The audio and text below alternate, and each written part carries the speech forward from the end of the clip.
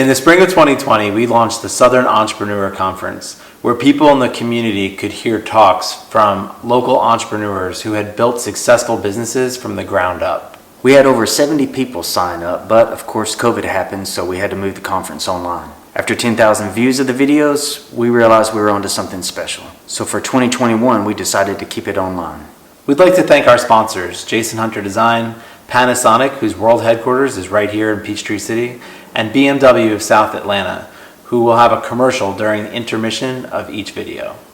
So we do branding. That's really our, the heartbeat of the organization, is really helping companies with a regular series of problems that they have. And so Eric, who consults with us on brand strategy, he says it's kind of like therapy. So companies come to us and they usually have a problem, but they don't know. They know they need to do something, but they don't know what they need to do next. We really help companies be honest and truthful about who they are. I think as we grow up, we're taught that we need to try to fit in. And in life, it's actually the exact opposite. You should be who you are. So businesses need to be distinct, and there's this mindset that if I'm an accountant, I need to look like an accountant. So I need to look like all the other accountants. And the fact of the matter is you need to look different so people recognize what you do and what sets you apart. And that's where we come in, because it's really difficult as an entrepreneur or an owner or even a leader in a company. When you're there working every day, you're so deep into the business that it's hard for you to get that outside perspective and say, how are we really different from the competition? And they hire us, and they're the kind of companies that hire a lot of experts to do things for them, and they hire us to give them that perspective. Hey, this is what your customers think of you. This is what the employees here think about you, and this is what we believe is the honest truth about what sets you apart. And a lot of times people say, that's what we were kind of thinking, and so it confirms, and sometimes they're really surprised. So it's a transformative process for businesses, because I think a lot of people lack confidence in themselves, or they feel like they might be a poser, or they feel like, maybe I'm not good enough to be doing this. But when you have an outside party that's an expert come in and tell you, hey, this is really special, this makes you stand out, I think it gives them an added layer of confidence that I am doing something right. I am making a difference, and this is important to our customers. So when we were working with the City of Canton, they hired us to do a branding for the city. And when we were in the midst of the process of figuring out what really set Canton apart, in our research, we had come to find that there was three topics that rose to the top. One was the history of what was in Canton. There were mills in Canton, and there is a legacy of that particular town. The second was the community, the people that lived there.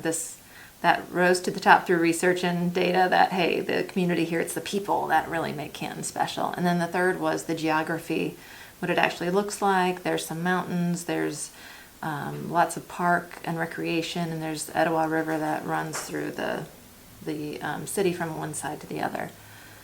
And so in doing the research and then the work, what we found was that what people really loved about that city, it wasn't the history, it wasn't the community, it was actually the geography.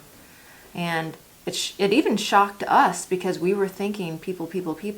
The Etowah River, so it runs from one end of Canton to the other end. So they have people that are kayaking and wanting to get in the water, and they can take their kayak and hang out outside. People that want to spend a lot of time outdoors. They want to go hiking, they want to go trail running, they want to spend time in parks with their family. So there's lots of beautiful outdoor space that you can, recreation in. So that's what I mean by geography. And so what happened was we created the concept for the logo, and from the C to the N, we put the river weaving in and out of the letters to symbolize that this is the strength of this town. So if you're interested in either doing business or living in Canton or visiting, you're going to get a lot of this geography there. And it was very successful. It is very successful today. They use it everywhere, and it's really exciting to see that happen. Pricing is all over the place, and so what we do is we spent a lot of time. I've been doing this for 25 years, so I kind of know what it takes to get work done. But sometimes when you come up with a creative idea, it might take you 5 minutes, it might take you 5 days. So how do you price that? Do you charge for your 5 minutes, even though it could be the best idea, or do you charge for your 5 hours? And that's where, that's why you have such diversity in pricing.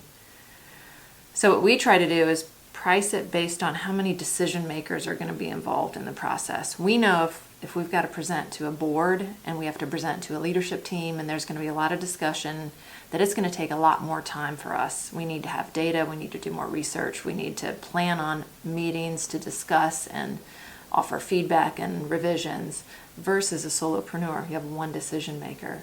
So technically you're dealing with one person throughout, and that makes it require less time. So we have a sliding scale if we're dealing with a solopreneur or startup versus a company that has 1,500 employees.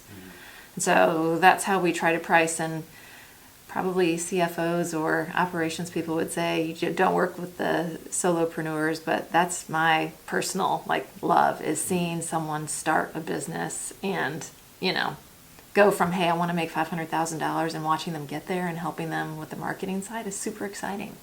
We have people ask us to do social media for them, and we're not social media experts. What we're really good at is helping people with their brand and then extending that into social media. So we have people here that can do it, and if we know that a company, all they want is social media, then we'll recommend another company that they work with. It depends what they're looking for.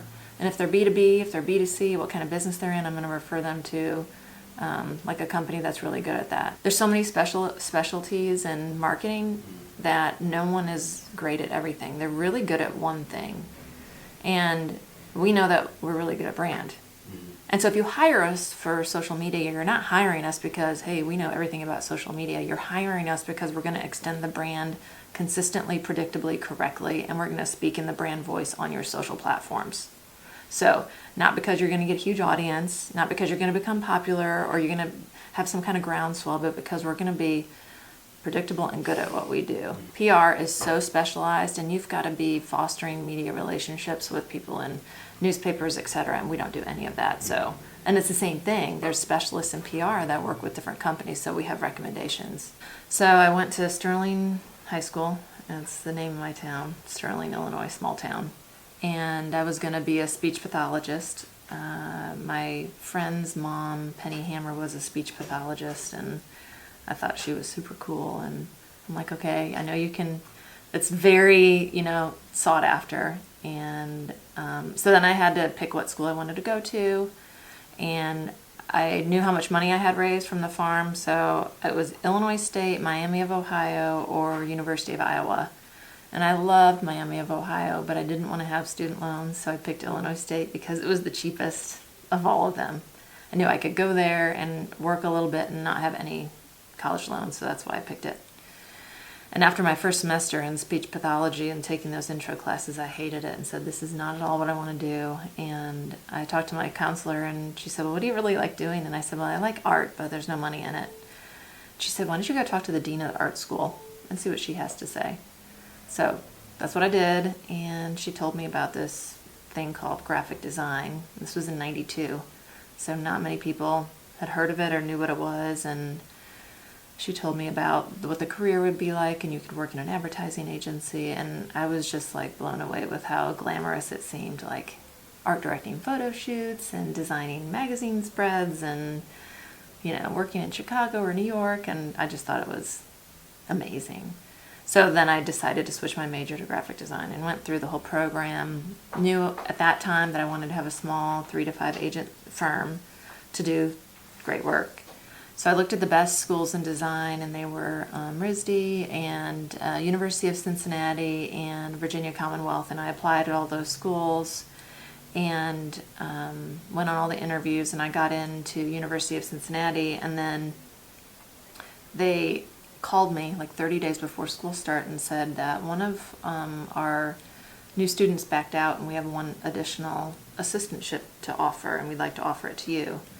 And it was a free ride, and you had to work at the art gallery 20 hours a week to do all the marketing for the shows that were coming in. So it was amazing. Like, that was amazing. So I went to University of Cincinnati, and after living in Ohio and being in class, what I realized was that how could I be a great teacher if I didn't actually work in the real world? That I was teaching on theory, and I wouldn't be a great resource for students if I didn't actually have on-the-job experience.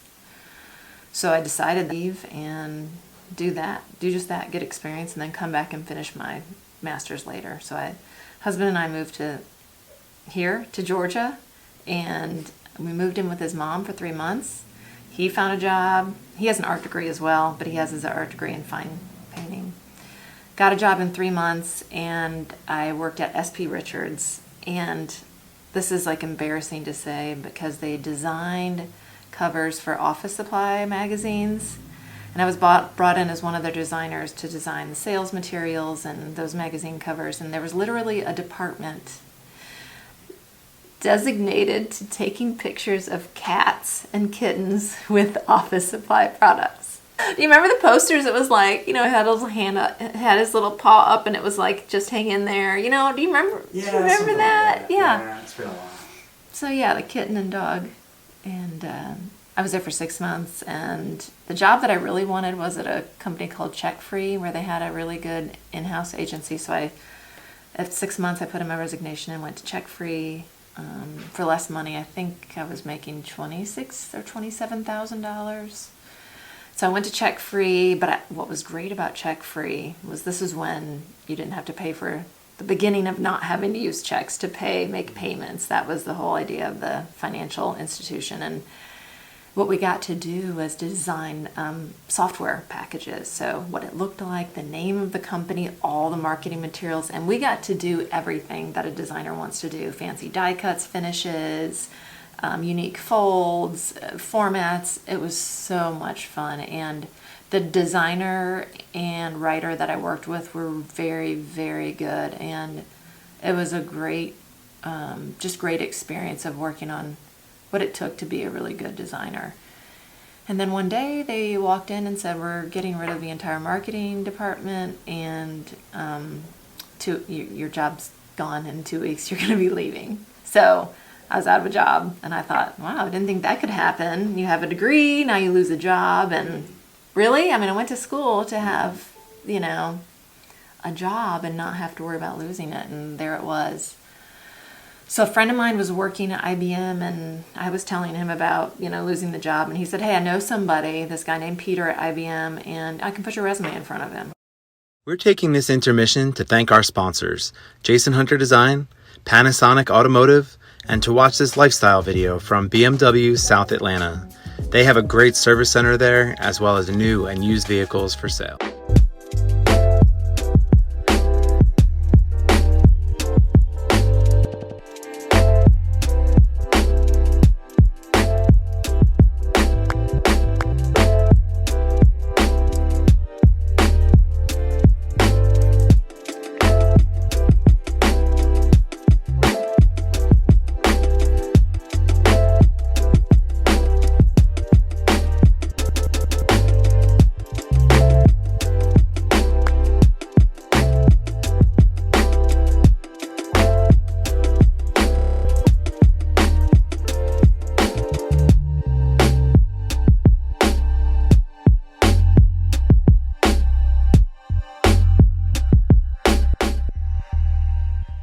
I said, okay. So I gave him my resume, got a call from IBM. I met with Peter Blakeney, and they were working in e-business innovation services.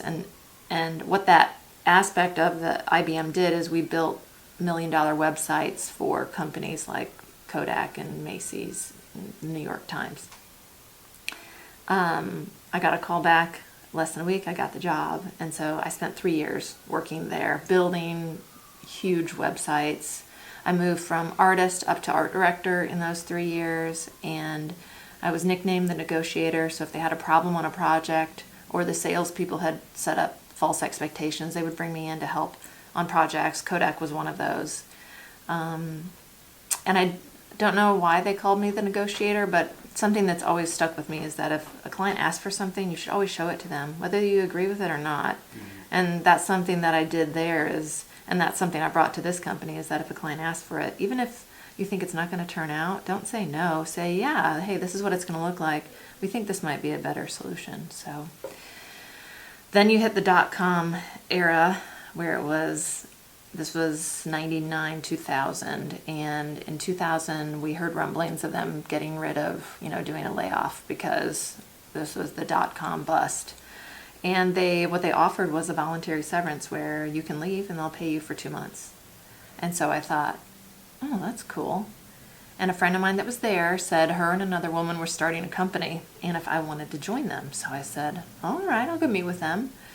So I met with them. They offered me more money than I was making at IBM, and they called it a balloon payment, which I still don't know today what that is, but I was going to be making $85,000.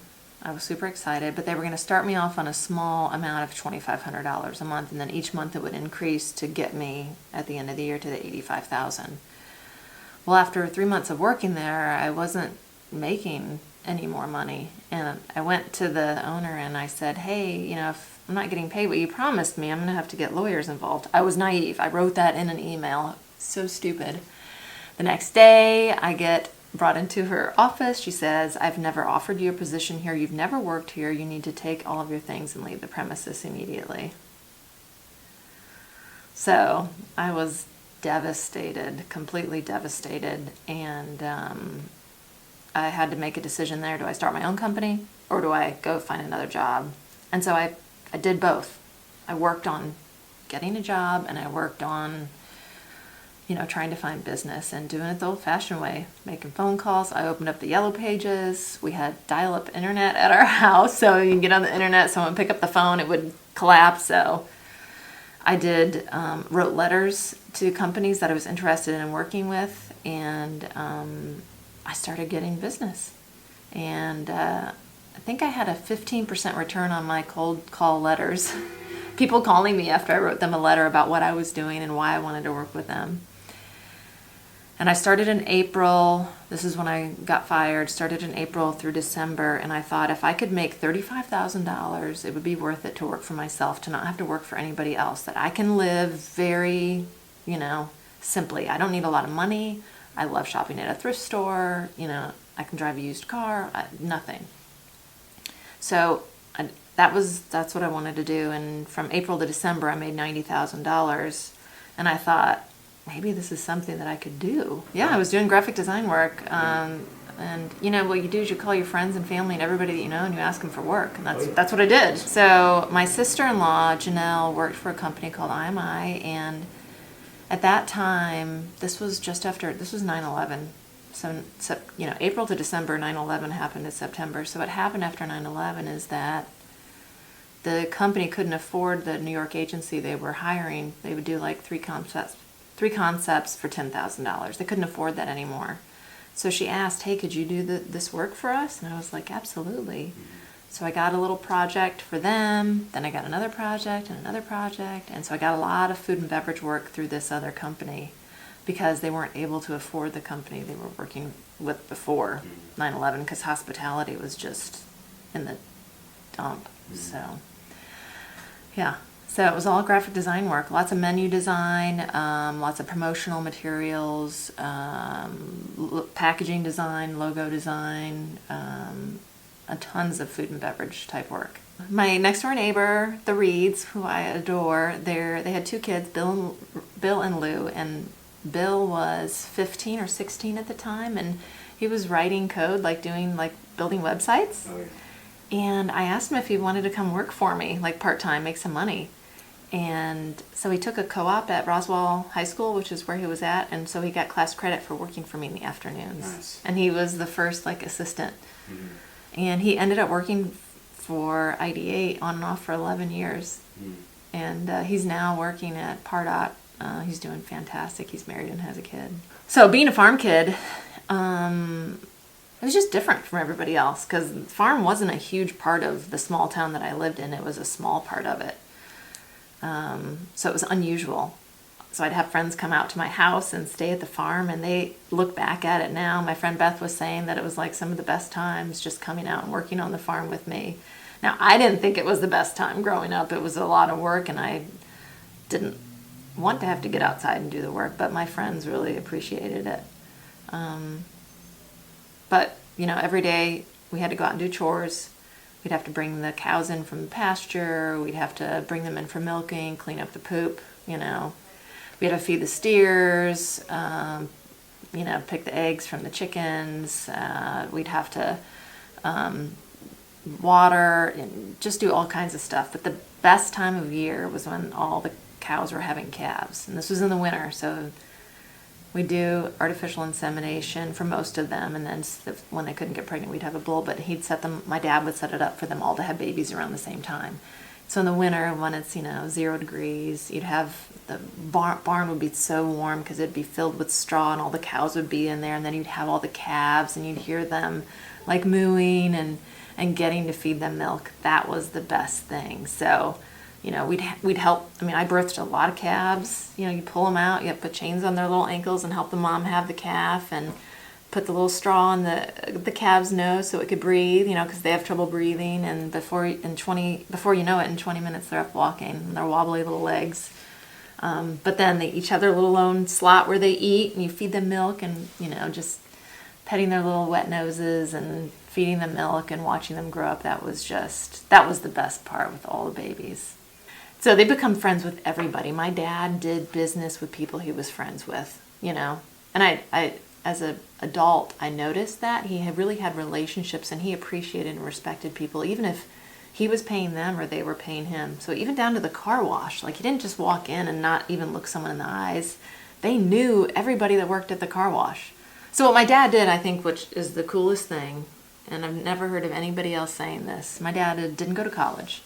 He's a smart man and a hard worker, and he knew how to make a business work. And that doesn't come from, that's just, I think naturally he had this ability to look at numbers and figure things out.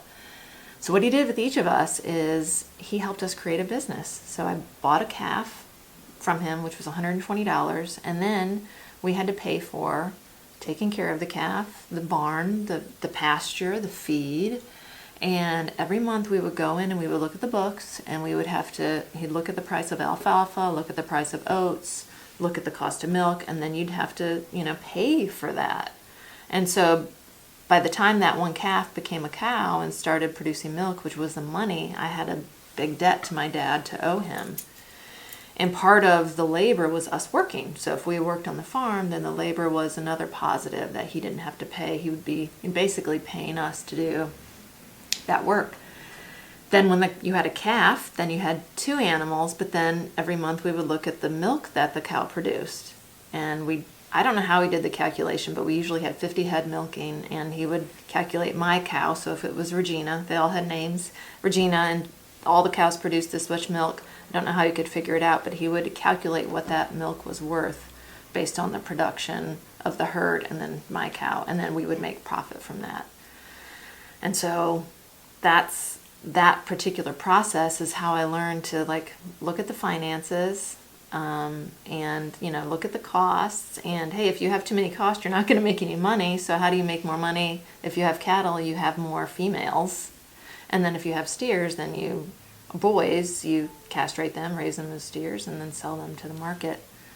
So by the time I went off to college, and I think that was age 9 or 11, I don't remember which time I went off to college, and I sold my herd to my dad, I made $14,000. So that's what I used to pay for college. I would say almost exactly what you said. If you say you're going to do something, do it. That sets you apart from so many other businesses. It's sad to say that, but it's that simple. If you're going to do something, and you say, I'm going to do it by this time, and this is what I'm going to do it. Be a person of your word. And I think the other piece is surround yourselves with experts. Even if you don't think you can afford them, don't do your own bookkeeping. Don't do your own legal work. Hire someone. You need to focus on the business and making money in the business, but doing those other things aren't going to make you any money. It just takes away your time, and time is the most valuable resource that you have as a business owner. So it's scary to pay someone for bookkeeping. It's scary to pay an attorney $300 an hour. But you know what? It's better. I think you've got to be true to yourself too. What do you mean by that? I spent a long time trying to be perfect, and perfectionism, and I thought if I'm perfect then I'm going to get hired, or I'm going to be better at this, or I'm going to be able to do this, and it's stupid. It's actually better to be real, to be vulnerable, to be who you are. You're going to connect with people. And so what happened in that perfectionism, I just kept setting up walls between people, and I could never, because I was so stoic and trying to be this thing versus being myself, I couldn't connect with anybody because I would never let them know who I was. So it's scary. It was very scary for me to do that, but it's been the biggest freedom for me now as a more mature business owner. And I think in year 10 is when I learned that it's okay, to screw up. It's okay to tell people that. And so at the same time, I set up values for my company. And so one of our values is that family is first. And I really struggle with the balancing act of, business and then personal life. And I really don't think it's a balancing act. I think it's all mixed together and it's messy, and that's just the way it is. But when you have to make a decision, what's going to come first? And so for me, it's always family's going to come first. So I had a meeting with a prospect, and I realized that I had to go to a conference for my daughter. And it was a really important one. I needed to go, and I double booked myself. So I had to call up the person, and I said, hey, I double booked myself, but I have to go to this conference for my daughter, so I'm going to need to reschedule. And I thought for sure, I'm like, well, there's business lost, screwed that up, I can't even schedule a meeting. Why would anybody hire me? And she said, oh, I totally get it. Let's reschedule the meeting. I would do the same thing. We rescheduled the meeting. I ended up getting the work.